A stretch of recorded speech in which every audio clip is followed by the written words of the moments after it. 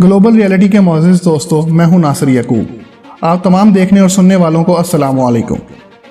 नाज़रीन गिरामी, आपको कभी ना कभी ऐसा ज़रूर महसूस हुआ होगा कि जो काम आप कर रहे हैं इसे आप कभी ना कभी पहले भी कर चुके हैं, या आपको किसी नई जगह पर जाकर ऐसा लगा होगा कि आप यहाँ पहले भी आ चुके हैं। किसी अजनबी शख्स को देखकर ऐसा लगा होगा कि इस शख्स से आप पहले भी मिल चुके हैं। एक अंदाजे के मुताबिक 90% लोग इस कैफियत से गुजरते हैं। इस कैफियत को डेजा वू कहा जाता है।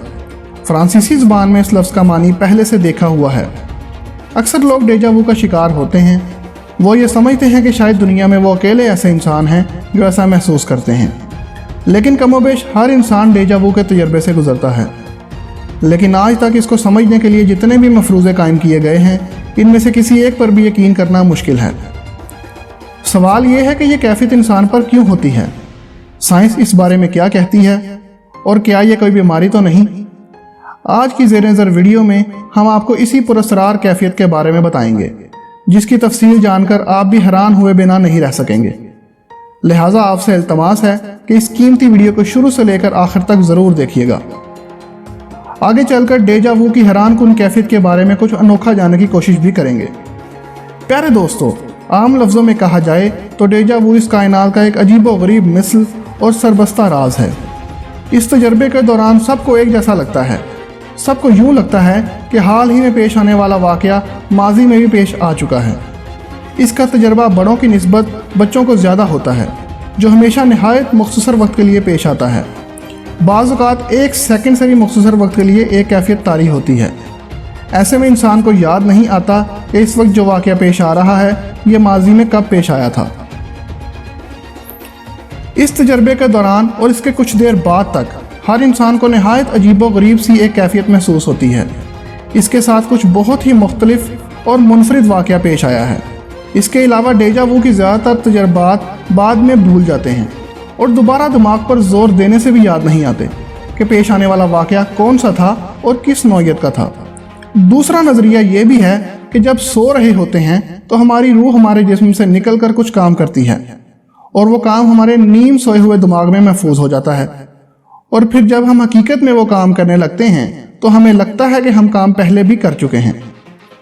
प्यारे साथियों, डेजा वू के बारे में तीसरा नज़रिया ये है कि हमारा दिमाग हर वक्त कुछ ना कुछ सोचता रहता है।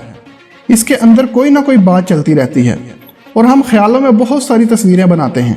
इनमें से कुछ तस्वीरें हकीकत से मुशाबे होती हैं और हमें लगता है कि हम ये माजी में भी देख चुके हैं। जबकि डेजा वू के हवाले से चौथा नज़रिया ये भी है कि हम जब पैदा होते हैं तो हम अपने माँ बाप पर जाते हैं और हमारी कुछ आदत, जिस्म के कुछ हिस्से या हमारा चेहरा किसी न किसी हद तक माँ बाप से मुशाबे होता है। इस दौरान हमारे अंदर अपने माँ बाप की कुछ यादें भी आ जाती हैं, और जब हमारे साथ हकीकत में ऐसा कुछ होता है जो हमारे माँ बाप के साथ भी हो चुका हो, हमें वो इस तरह लगता है जैसे हम पहले भी कर चुके हैं।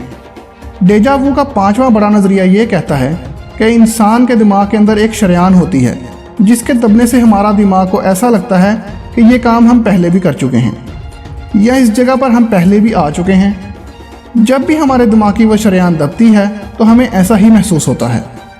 बाबा नफ्सियात फ्राइड के नज़दीक डेजा वू की कई वजूहात हो सकती हैं, जिनमें से काबिल ज़िक्र वजह यह है कि आपने कोई ख्वाब देखा होता है जिसकी जुज़वियात आपके लाशऊर में महफूज हो जाती हैं, लेकिन आपको याद नहीं रहता कि आपने ऐसा कोई ख्वाब देखा था। दिमाग हमारे जिस्म का एक अहम हिस्सा है। जब हम किसी पुराने शनासा से मिलते हैं तो थोड़ी देर के लिए चौंकते हैं, उसे पहचानने की कोशिश करते हैं और फिर अचानक ही हमें याद आ जाता है कि वह कौन है।